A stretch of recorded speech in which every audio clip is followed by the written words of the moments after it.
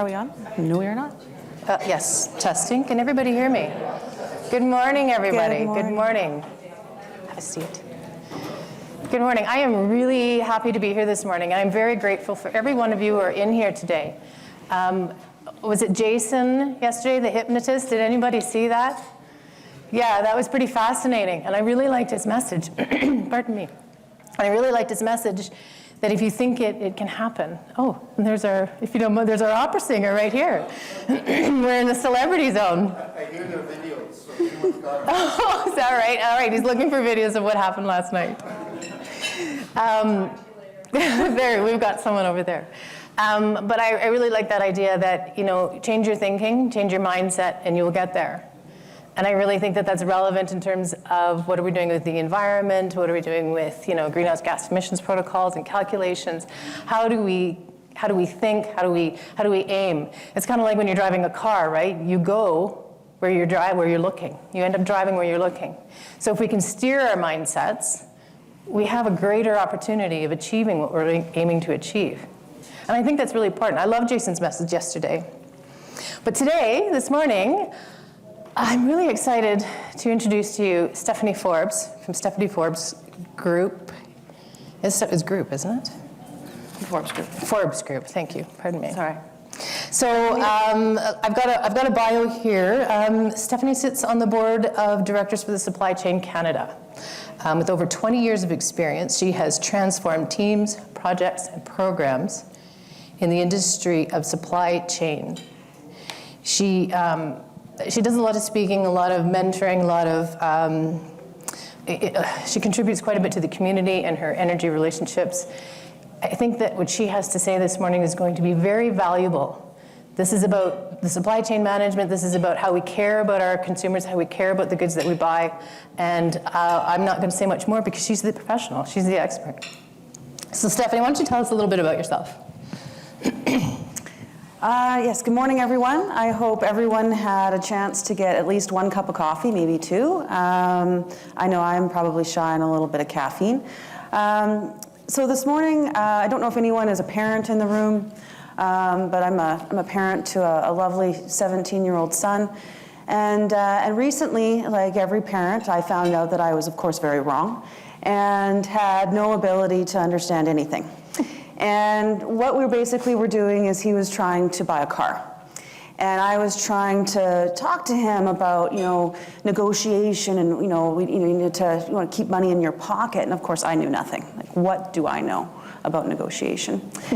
And so we're kind of getting into it, and he got really agitated with me, and he kind of walked away, and I just, you know, kind of in a huff, like he was just like, Mom, like, you're not understanding, like you can't just negotiate down like another $500, like that guy's going to be like so mad. And so I'm just racking my brain, so I sleep on it, and the next day I'm like, he's not invested. He doesn't care about the outcome. It's just somebody else's money right now to him. He doesn't care if it's 500, 1,000, 15,000, like he doesn't actually care about the outcome because he's not personally invested. So I thought I had I don't know if it was a really great idea, but I had a great idea. I'm like, okay, so this is what I think is the lowest possible value for the vehicle. And so that was a bank draft. And then everything else up to where I thought was probably the threshold maximum, I took out in cash. So I sat him down and I said, okay, here's the deal, bud. Christmas is coming up. I know cash is king. So you're going to go and negotiate by yourself for this car. Here's the bank draft, which I think is the lowest possible outcome. And here's the cash. Here's the deal. Any of the cash that you negotiate off the price of that car, you get to keep.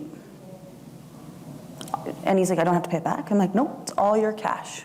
You keep whatever amount of cash that you want to keep out of that. That's all yours. So I was like dying, like literally dying inside. So I had to wait like 6.5 hours to find out the outcome. And then I get yeah, it's not bad.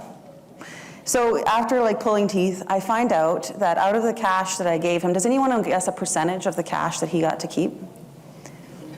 50%, 100%, 25%? Anyone want to guess? 50, 80? 75. So he got to keep 75% of the cash. So he walked away with $1,500 in his pocket. right before Christmas. So he was just like so excited.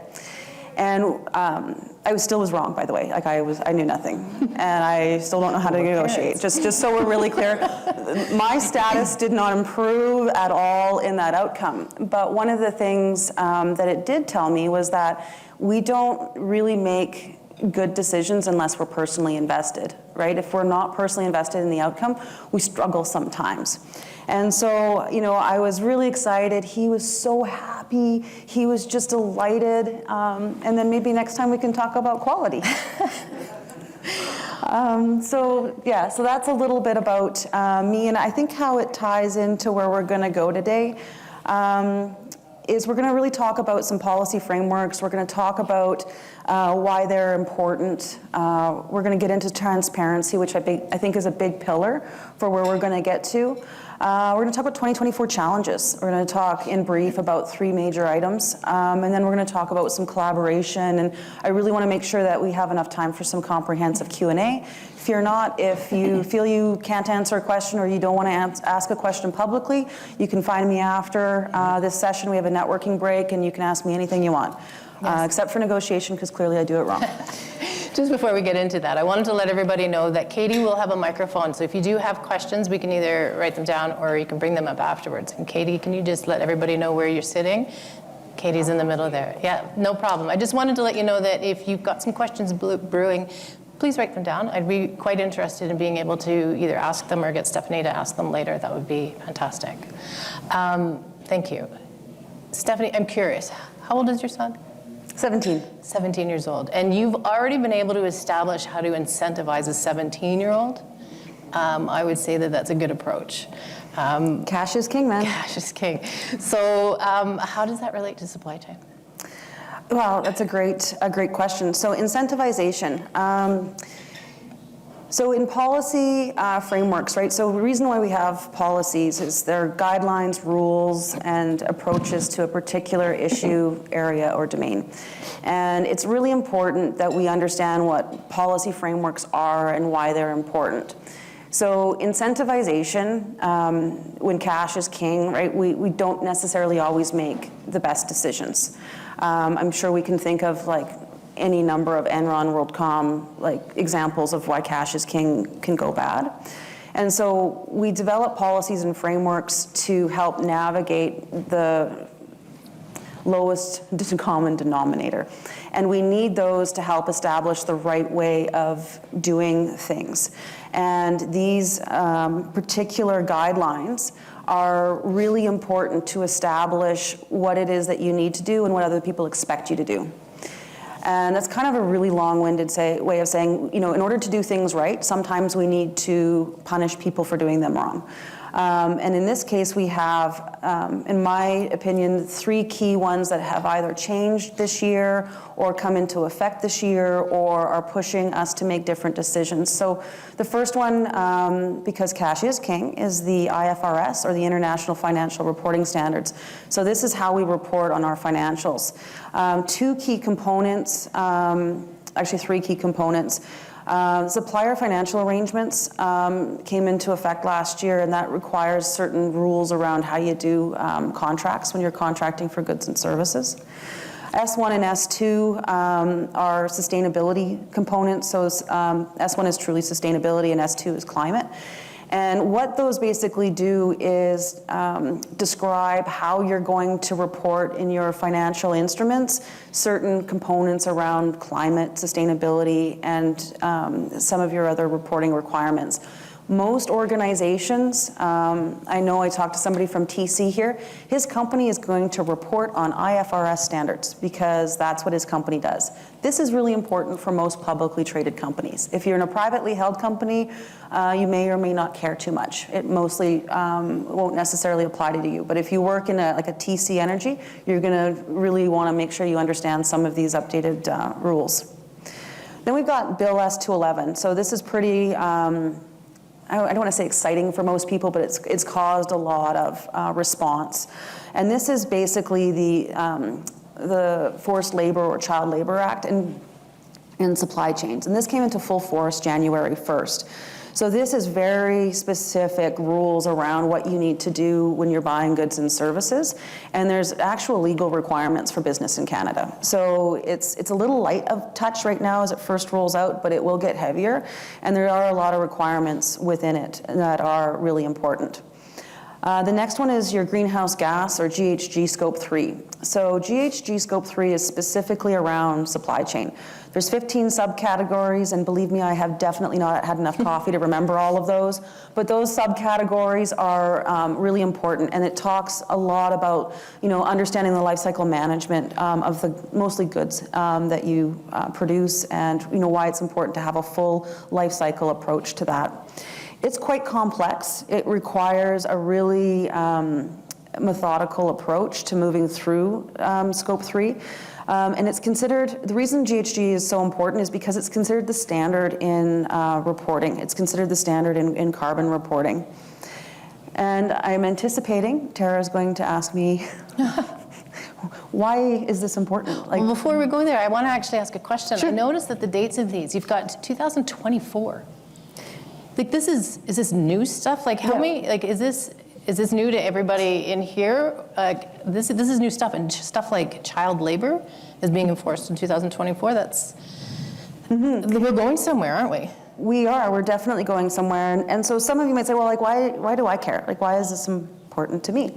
So does everyone here use like batteries or drive an EV?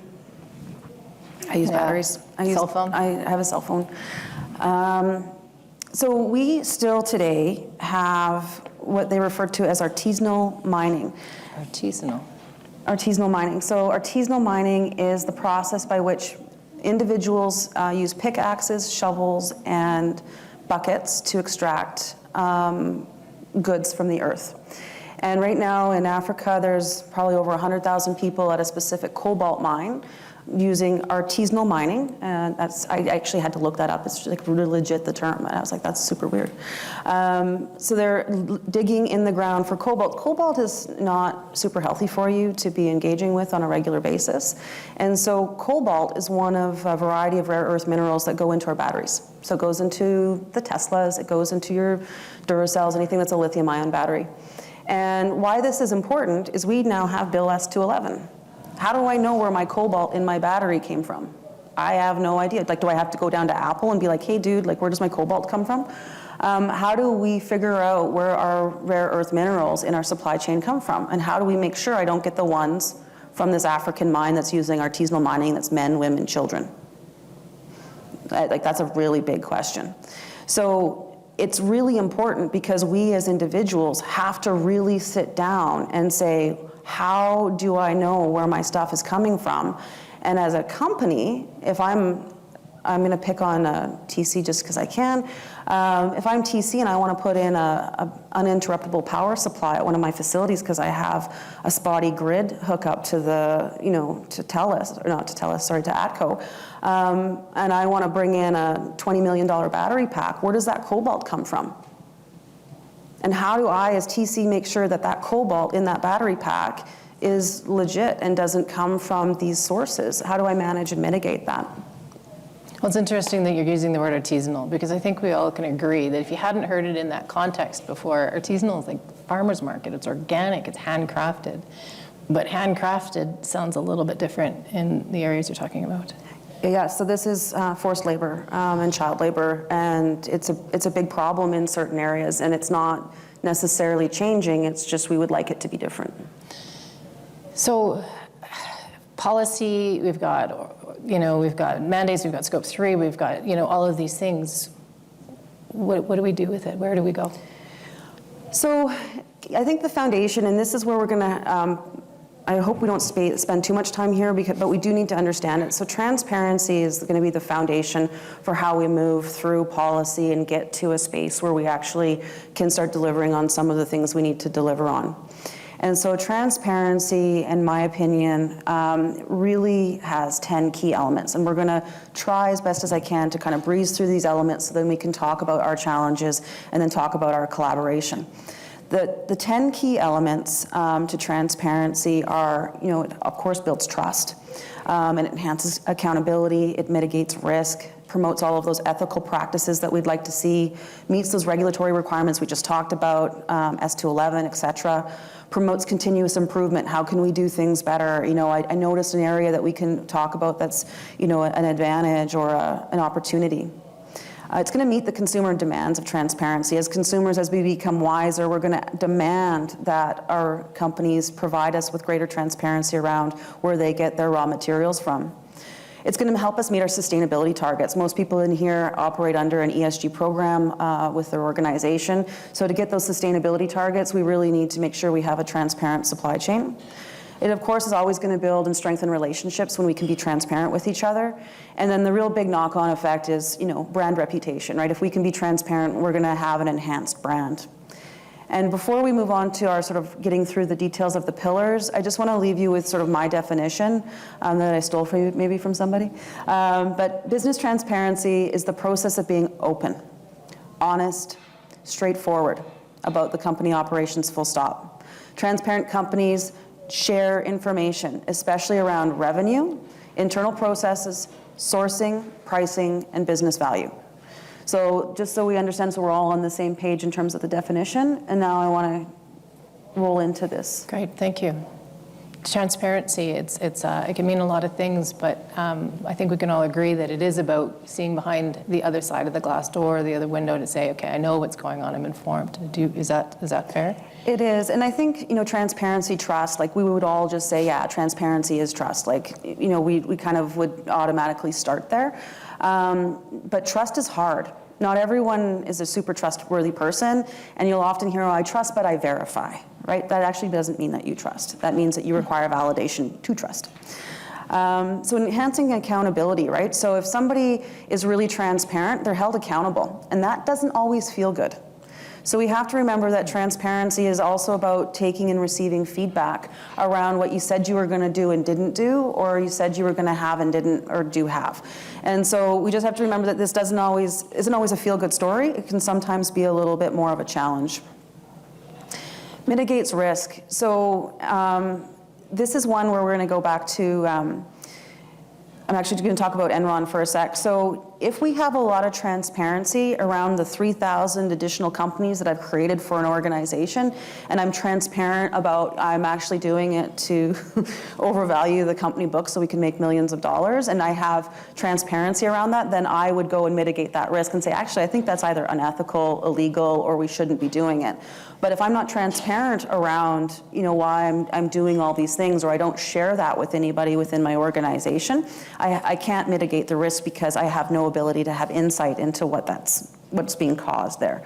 So mitigating risk is definitely one of the big knock-on effects of transparency. Again, it requires you to be accountable. Transparency really promotes ethical practices. If we're behaving poorly and we're transparent, other people call us out on it, or our own moral compass is like, hey, we probably wouldn't be doing that. If you have to read it aloud to other people in a room, would you still do it?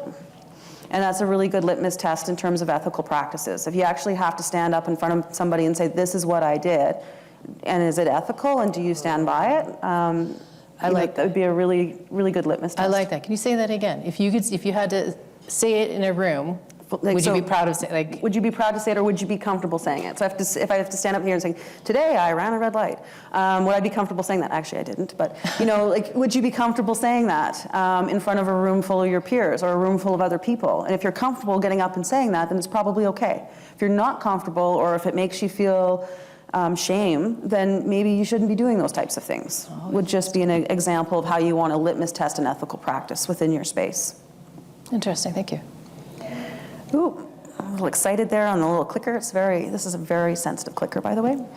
Regulatory requirements, we just talked about that. We have to meet our regulatory requirements. You know, that's not optional. It's like, yeah, well, I kind of thought the anti-slavery thing was important, but I just didn't bother doing it.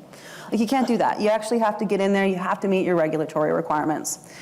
Transparency also really drives that continuous improvement feel. So when we are transparent, other people will feel comfortable coming to us with, like, you know what, I saw the thing that you were doing. Here's 2 different avenues we could take to lower cost, improve efficiency, reduce red tape. They're going to come up with something. We all love to be efficient as humans. That's our natural space, is to streamline and create efficiencies.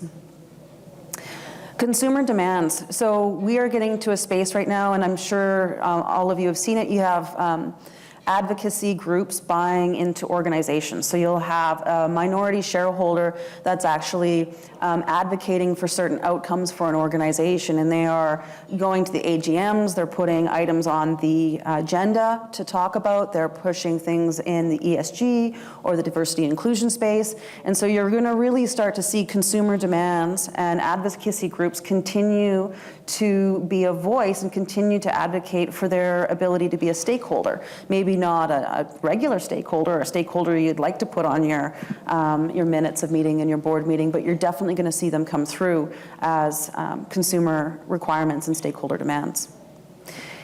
We talked about sustainability targets a lot within the ESG space. In order to meet any sustainability target, you're going to have to be transparent. Transparent also means that you're going to be able to review those numbers, you're going to audit them, you're going to make sure that you truly are meeting your sustainability targets, and you're not greenwashing. Greenwashing also is subject to a lot of fines, and if you do it really badly, probably jail time. Relationships. So transparency, as we all know, in any personal relationship we might have, transparency really builds those relationships. And in almost every time I have ever done any major project work with my partners and my stakeholders and everything else like that, the greater the transparency, the better the project, the better the outcome. It's when people start hiding information, when people start siloing, when we're not communicating appropriately, we really burn relationships. When we're open, we're transparent, we talk about problems and solutions collaboratively, we have great relationships that last the entire careers of our lives. And last but not least, brand reputation. So when we get to doing things well as an organization, generally speaking, our brand enhances. And I think that's where a lot of organizations want to get to, and they want to protect that brand quite a bit. Mm-hmm. So let me just bring us all up to the same page here, because this is what I've heard so far. And in order to run good business, to care about our sources of the goods that we buy for business, even sounds like for personal as well, is that we need to act in transparent manners. Mm-hmm. And the difference, and correct me if I'm wrong, the difference between trust and transparency is pretty much one has evidence. Yes, I would say that, because yes, transparency requires evidence on an ongoing basis, and we can trust without evidence. Mm-hmm. So I'm an organizational change manager, so stuff like this really lands well. Like I like hearing about this. I like hearing about the methods of how we go ahead and do these things. I also know about the challenges of taking a policy and these frameworks and putting them into action. How do we do that? And you're saying that we do that with using these methods of transparency, but even I know change is hard. Mm-hmm. So tell me about the difficulties. Tell me about what we're up against when we actually try to implement these things. Yeah, so we're going to talk about challenges. I will just take one more comment on brand reputation. We have to be really careful when we're managing our brand not to get into a position of greenwashing. And so when we are publishing our Q3 report or our annual report, where look at our ESG targets, we have to be real about the problems we face. We have to be real about, this is the data we got, but we don't feel super comfortable with it, and we believe that there is an audit program that needs to be in place because some of these things are coming back without validation. And so you need to be actually really real in your reporting that you're struggling to audit or you're struggling to validate certain components within your ESG. Because when we get into a space where we're greenwashing, even the best of us who want to champion ESG all the way to the mat, if it's not real, if it can't be validated, if it's not true, then it holds no value and it actually hinders our ability to move forward in the ESG space. So the SEC down in the US had a number of rulings, fines, and findings, and basically said you cannot use ESG as a marketing plan. It must be real. That's interesting. You can't use ESG as marketing. ESG is specific reporting, and that's why you're seeing it in the IFRS protocols. That's why you're seeing a GHG Scope 3, because what's happening is people are using greenhouse gas emission reporting through their ESG platform, whether that's their AGM or in their quarterly reportings, as marketing. And that's not okay. That inflates the share price. That's no different than WorldCom, Enron on a different scale in the ESG space. You can't do that. So it's really important as you move through your protocols and you talk about transparency, that when you're trying to protect your brand reputation, it's open and honest, and you talk about the challenges you face in that ESG space. If you don't do that, you have a problem. That's really interesting. Had anybody heard of greenwashing before? This new term for me? So, okay, many of you have already heard of it. Thank you. I appreciate that feedback. I'm a little bit surprised, because you'd think that a company would want to use that, hey, we're doing a good job, we're not using artisanal products. Like, that's got to be pretty tempting, but you're saying that there's big fines on that. Oh yeah, cash is king, right? We're going to come back to, how to buy a car. Cash is king, right? So most people struggle in certain circumstances when they are highly invested in a cash outcome to sometimes make good decisions, which is why we have Bill S211. It's why we have IFRS, S1, S2. That's why we have Section 7 around how we use supplier agreements. That's why we have a GHG protocol. Like, that is why we have all these policies, procedures in place, is because cash is too king sometimes, and we don't necessarily always look out for the best outcome in the ESG space. We're still looking to turn a profit. That's interesting. I see that we're going to talk about challenges, so I want to get into this right away, because I am curious, especially after saying you can't manipulate the public with this greenwashing and the transparency features. So yeah, I'd like to see what challenges we're up against. So I tried to really simplify it. We only have an hour. Of course, we're not going to boil the ocean today. So the way I see our 2024 shaping up is we've got 3 major areas. So we've got VUCA. Sometimes people say VUCA. I am not sure, so I'm just going to say VUCA, however you guys want to pronounce that. But that's volatility, uncertainty, complexity, and ambiguity. And this is truly going to define 2024. And so when you're in a space of volatility, uncertainty, complexity, and ambiguity, you have to pivot. That means that you're going to not do the things that you used to do traditionally. You're going to take a different approach. Your day-to-day working methods and styles are not going to be successful and are going to make you crazy, because you have to manage where you're at, not where you used to be. The second piece in that challenge is people. So people are going to significantly drive what happens in 2024. Roughly half of the world is going to go to the polls this year.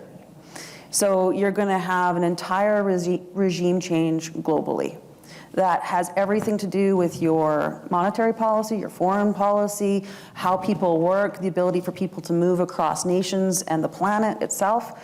Is going to change substantially over the year. What happens when people go to the polls? It creates uncertainty. We have no further field of view than to just look to our American neighbors down south and look at what happens when you start getting into a nice, heated Republican-Democrat debate, and how that drives uncertainty, changes the market conditions, policies change, etc.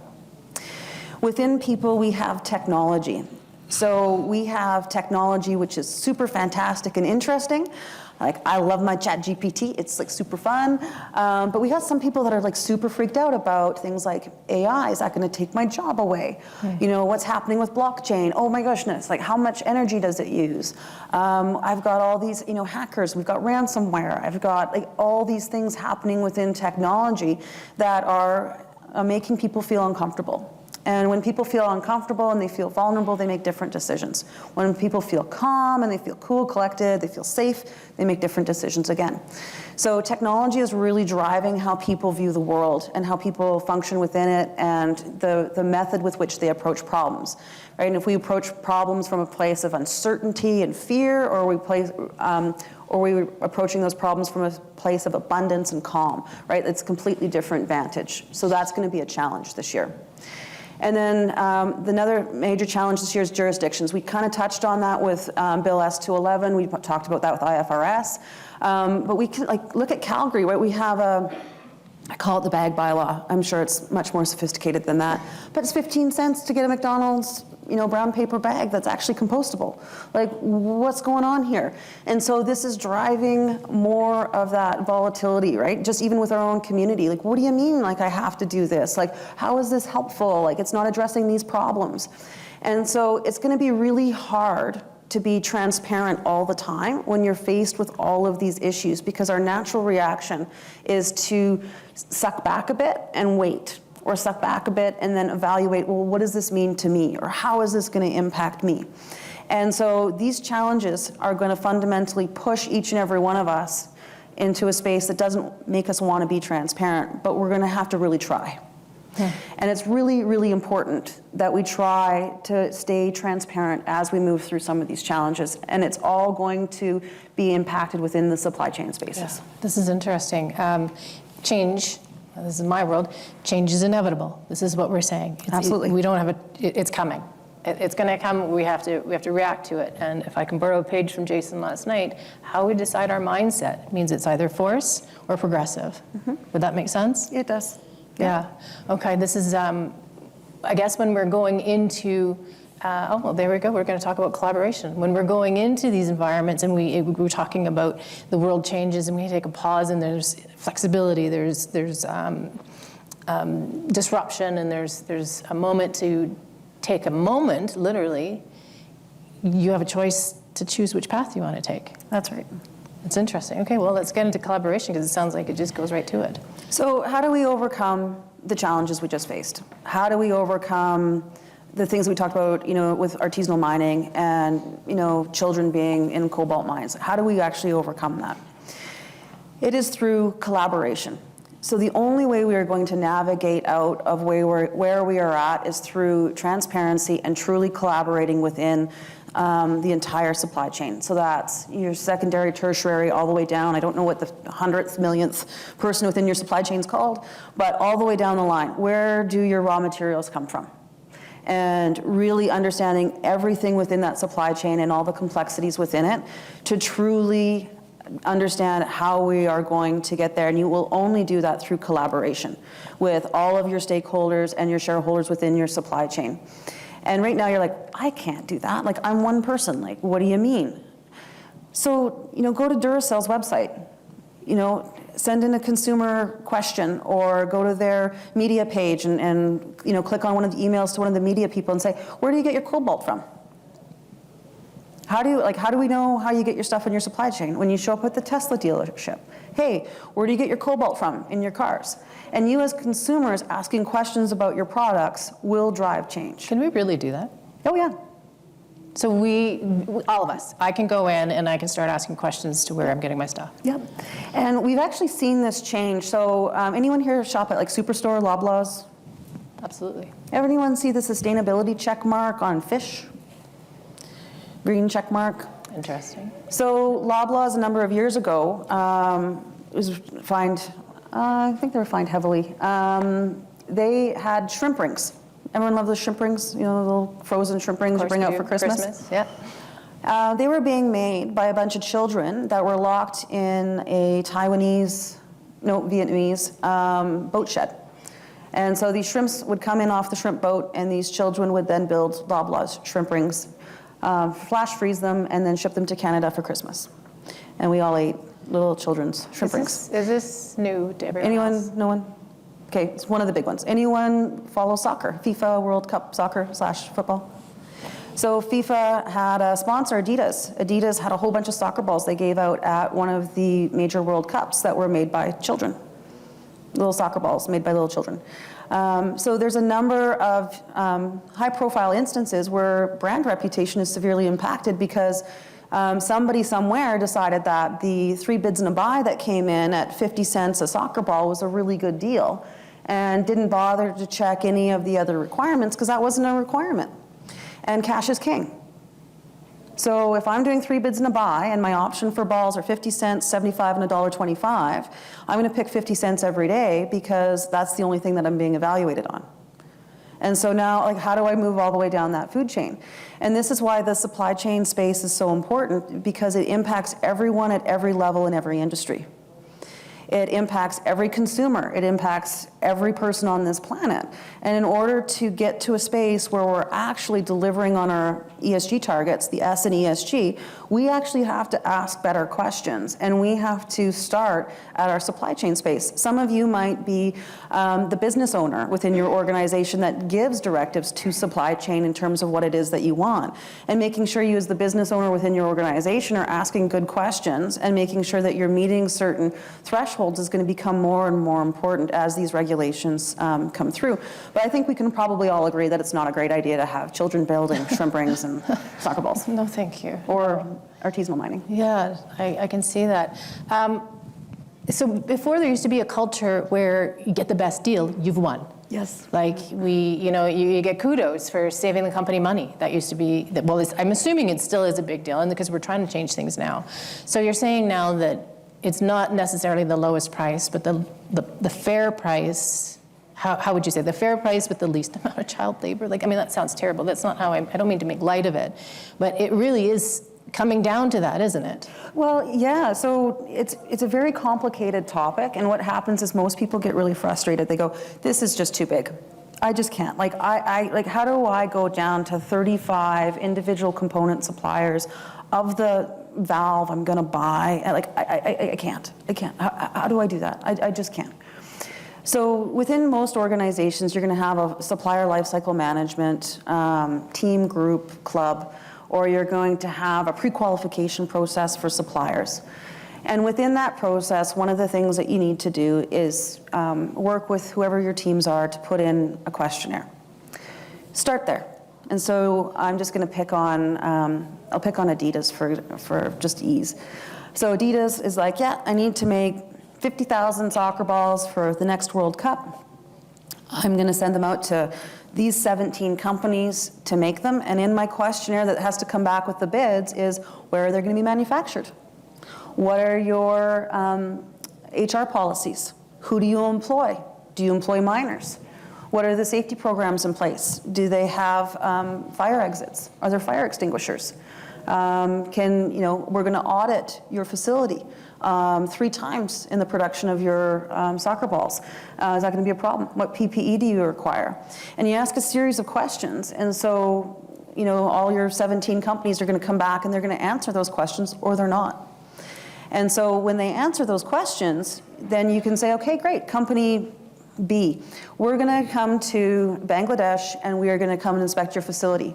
And you send in actual auditors, and there's supply chain quality professionals all over the world. There's many companies that do this, and they go in and they audit. They review the policies, the procedures, they look at all the individuals, they ask to validate ages. If somebody looks like they're 12, they might say, how old are you? And validate the actual working conditions and the individuals. Most of these audits are not announced. They would be random, and that would be a place that you would start. If you're a company like Adidas, 100% that's where you're going to start, and you're going to do full audits because you can't have another FIFA World Cup. So what does that mean for me? I'm a small, 5-person company in Alberta. I buy, parts from overseas manufacturers. I go and install them in facilities. I'm buying a 2-inch ball valve. Like, what do? All right, well, I'm probably going to buy that from a larger company. I'm probably going to buy that from, say, a Valin. So I'm going to go and I say, hey, Valin, what policies are you following? How are you getting these materials from Vietnam to here? Where are those component parts coming from? And me as a consumer now is going to just ask Valin those questions. And Valin is going to go back and they're going to, say, okay, well, we have to do this too. And so what's going to happen is you're going to have this trickle-down effect, which is why collaboration is so important, because I'm just going to start. And then I need the next person to start. And then the person after that is going to start. And the more people that start, the more it pushes it down the line, because at some point in time, if you don't provide that information, you're not going to get the business. There's only so many spaces and places globally anymore that you can go where people can't find you. And if you're going to produce things for a North American market or even a European market, you have to start complying with these standards. We're not the only ones. And so hopefully what it does is it brings everybody up to sort of the same playing field, but we're only going to get there, A, by being transparent, and B, through collaboration. Mm-hmm. So you said something earlier, you said, it's very intimidating for a single person or a small team to go in and start asking these very heavy questions, because let's face it, if someone doesn't have the right answer, they're not going to be forthright or forthcoming. But why can't we bypass all of that and just buy Canadian goods made by Canadians for Canadian business? Like, why isn't that an option? That's a great question. That's a great question. So let's start with mining. There's only a handful of places in the world where certain rare earth minerals physically are located. So we have a problem there, right? Some stuff you can only get, for example, out of Russia or Africa, and that becomes really difficult when you have a conflict occurring, like Ukraine and Russia, right? So how do you get the stuff out of there? How much is it going to get taxed? You just can't get it anywhere else. It doesn't actually physically exist anywhere else. Then the other thing is, like, who likes bananas? I like bananas, right? Absolutely. We're gonna build a giant greenhouse and make our own bananas. Like, that's cost prohibitive. We already have really high food costs. So there's only certain things that we can grow here, only certain times of the year. So sure, we could build massive greenhouses, but to what cost and to what end in order to keep it local? The third impact is that we've been a global nation, global community for a really long time. Everyone globally relies on global trade. That's what a lot of our GDP is made up of. To just stop and say, we are no longer trading, right? What would that do to our economy? What would that do to our livelihoods and our jobs, right? A lot of where we are at, a lot of our standard of living is because we trade globally, and it's not just us. It's the rest of the world that trades, that has a higher standard of living by trading. So, A, you can only get certain things certain places. It's cost prohibitive if we want to do things here, like grow bananas. And two, we do really enjoy a good standard of living through GDP. So those would be my top three of reasons why we can't just do everything here. Are there some things we can do here? Absolutely. Absolutely, there's some things that we should either bring back to Canada or near shore. So making sure that it's available within, let's say, for example, the North American space. Mm-hmm. Very good question. Thank you. I'm about to open it up to questions for the audience. So if you want to start thinking about some of the questions you might have, Katie will have a microphone to walk around. But I'm going to get us started off with just a couple more questions from myself. We talked earlier about Scope 3, the greenhouse gas emissions, and that's part of one of the frameworks that we're using for going forward. But greenhouse gas emissions is about accounting, and it's about measuring greenhouse gas emissions, which is slightly different than some of the conversation we're having today. Can we do that at the same time? I mean, we have to do Scope 3 to a degree anyway. Can we do that at the same time? So, again, really good question. So what's going to happen is we're going to start to see a compound of impact of requirements blending in with other requirements. So if I'm the GHG protocol guys, or gals, or them's theys. Characters. Individuals. I'm going to want to bring in a regulatory ticky box that is jurisdictionally specific. So the European requirements, the North American requirements, Canadian, US, et cetera. And I'm going to start to use my platform as a space to ensure compliance. And so you fill out your paperwork, you get audited, and you become valid. An interesting stopgap I've heard some people do these days is, anyone heard of ISNet? It's a safety system, and you put your WCB and your insurance in there, yeah. Right? So you have a whole bunch of people putting in a supply chain, Bill S-211, or ESG-related Q&A into their ISNet, and they fail, and they can't be contracted with unless they fill that out. But that means you as an organization have to develop your criteria. Having somebody develop it for you and put it into a program that you then validate against is easier. Right now it's a lot of legwork and you coming up with the criteria, putting it in the system, and then requiring somebody to validate against. So again, really good question. I think we're probably going to see a lot more out of the IFRS and GHG protocols as it relates to regulatory requirements, if I was to guess. Right, okay. We do have a question over there. Let's get that question first, because I would prefer, if you've got questions, I'd like to get them answered before I go through some of the rest of my own questions. This is on. Yes, it is. Thank you, Stephanie and Tara. That was great. I guess a comment and then a question. So in terms of, because I think it's really important to note, we've looked at what's happening in the EU in terms of regulatory requirements for supply chain due diligence and ESG. We've sort of thought that's far away, but it isn't anymore, right? So Bill S-211, which is now Canada's Modern Slavery Act, it's a long name. It's what, the Forced It's very Labor long. and Child Labor and Supply Chains Due Diligence Act. That's the short version of that name, by the way. Sorry? The name is literally like this. I thing. know. It's I just call it, it's crazy. Who Canada's comes version up of the with Modern these Slavery things? Act, Yeah. right? But, mandatory requirements are coming. So, in terms of IFRS, right, S1 and S2, the purpose of those is to have a global standards framework to be adopted by jurisdictions, right? So the Canadian Sustainability Standards Board is adopting those, right? They're going to have consultations in, I think starting in March for 3 months. They're going to be released pending any major issues at the end of the year. But the Canadian Securities Administrators, with Instrument 51107, they were basically waiting to see what happens with the adoption of those standards. They're basically going to mandate them, right? Within, the next 2 years. So companies really need to be ready. And then, in terms of a question, on our Modern Slavery Act, do you feel, I guess I'm curious, what have you heard from companies? Do you feel like they're ready to do that kind of supply chain due diligence that's going to be required by the Act under the reporting obligations? Obviously, the first reports are due in May. I know that a lot of companies are just not prepared. Correct. But then for the other requirements, because those standards, they're gonna mandate ESG assurance, among other things. So excellent comments and great question. My personal opinion on where we're at in terms of the first reporting requirement, A, most people are going to get it wrong. B, it's not going to be enforced wildly because they're going to be fairly lenient on anyone that did the first reporting. If you don't report and you are a larger company or you're reporting significantly late, I think you might start to see some pushback or minor fines or something like that, depending on how important they want to make it, or minor, not really fines, but I guess that would be minor findings.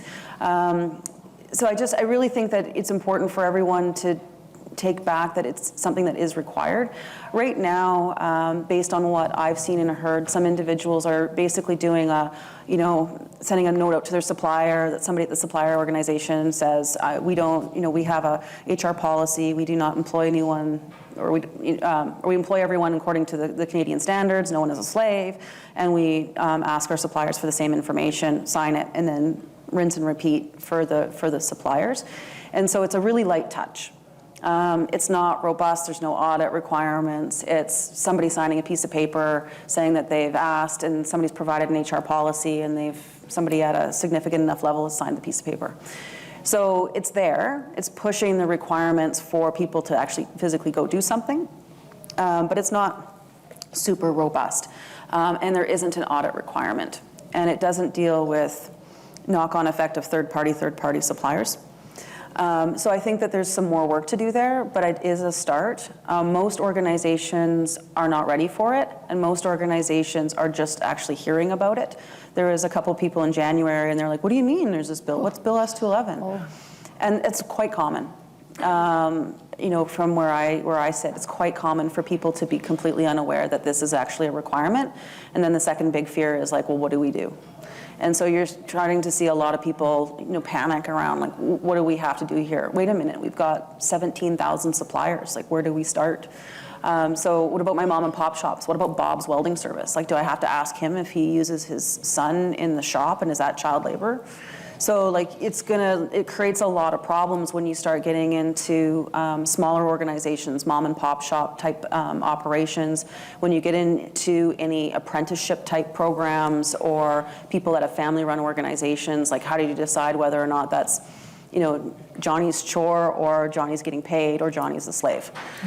So it becomes a really nuanced conversation when you start really getting into those rabbit holes. Yeah. I know I appreciate your commentary about saying, it's coming, it's mandatory, and then you're saying some people don't even know about it, and some people are just getting on board. And I know in the change world, the first thing we're supposed to do is do awareness. So I guess this is maybe a late start, considering it's already started. But I guess, congratulations for those who are here. You are now getting informed.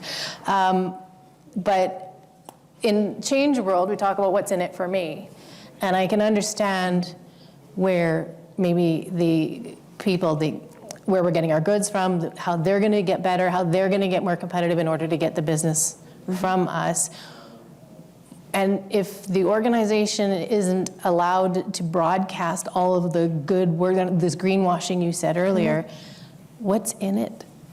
What's in it for them? I know nobody wants child labor, but where's that, what's in it for the company to really take this on in terms of an organizational change, in terms of a cultural change, in terms of a vendor management change?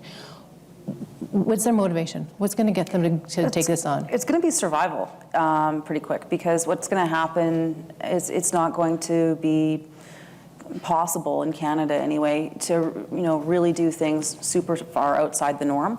It's going to be prohibitive, right? So there's going to be you're breaching regulations, you're not following the rules, you're going to receive some sort of impact, whether it's from a regulatory body or consumers and things like that. So it's going to be hard to do business if you don't comply. Save Bob's welding service, we're always going to need Bob. But if you're operating a clothing store, or you're operating a food store, or any other type of consumer goods store, and you don't have a comprehensive program around your supply chain, it's going to start to get very difficult for you to operate, which is problematic for smaller shops. People that have 1 or 2 employees, it's going to be more difficult for them to comply, especially say if they're bringing things in from overseas.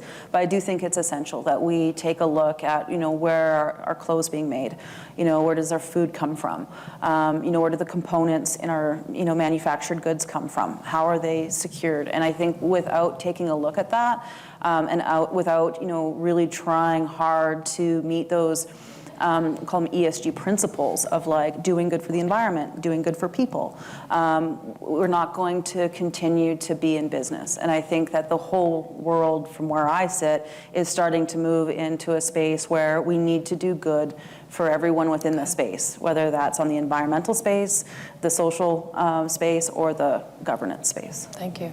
Oh, we've got questions Lots here. of questions. Absolutely. Katie, yeah, there's one in the front, and then there's one back here as well. Thank you, Katie.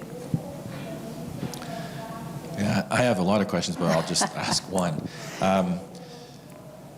So, actually, it's kind of two-parter. So, how many other jurisdictions have something like S211? So we're a global economy. Is Canada kind of forging the path ahead, or is there a whole bunch of other peers or near peers that are doing that? And then the second part is not in my head anymore, so that'll be We it. can come back to that. Thank you. I'm going to be conscious of time. There are a lot of other jurisdictions. I'm quite aware of the European one. I would have to do a Google/ChatGPT search to figure out the other ones, but there's quite a few. So we're not new, we're not unique, we're not special. We need to follow suit, and fairly soon most of the industrialized nations will have similar type legislation. Thank you. If you remember your question, please come back afterwards. Or yeah, you can bug me after the... I just had a question because a lot of procurement is articles, so we purchase it from a manufacturer who's already, closer to the supply chain. One of the things in the past that's been really helpful is having international standards. So I worked for an automotive manufacturer. We were ISO 14001, and we would do business if you also had that certification. And was just wondering, because we buy so much. We're a municipality, right? We only buy a couple of this and a couple of that. We don't necessarily have the same type of thing as a manufacturer who's buying these goods in massive quantities and are closer to the supply chain.